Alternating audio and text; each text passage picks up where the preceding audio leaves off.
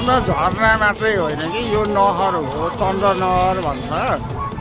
यो कोसीबाट सप्तकोसीबाट निकालिएको यो नहर। अब यो नहर यहाँ देखिन्छ, यत्रो गएको छ हो, यो कोसीतिरबाट आएको छ।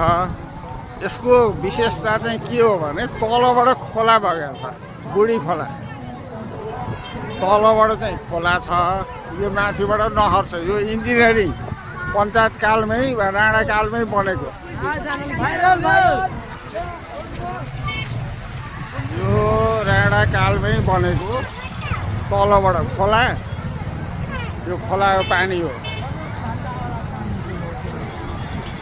यो पानी चाहिँ खोलाको पानी हो। यो बुढी खोला झरना भनेर भन्छन्। यो पानी खोलाको, तर नहर माथिबाट, नहरको पानी यो माथिबाट गएको छ। ट्रेन बनाएर यो राणाकालमै बनेको।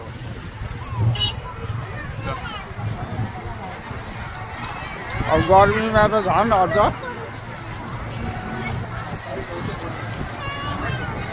ओहो मजाले सुकिरहेको छ, जाडो पनि नलागेको। भरे बुढीले जुन पिट्नाले हान्छे नि, खोप नुहाएर आएको भनेर बुढीले पिट्नाले हान्छे अनि बुझ्छ।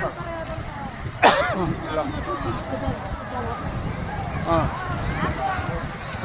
यो चाहिँ अरे ल नहर यो छ, उताबाट खोला आएको छ, उताबाट खोला आएको छ। ल यो नहर चाहिँ यसरी गयो, यसरी गयो।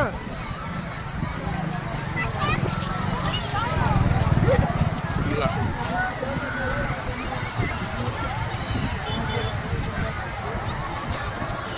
यस्तो छ।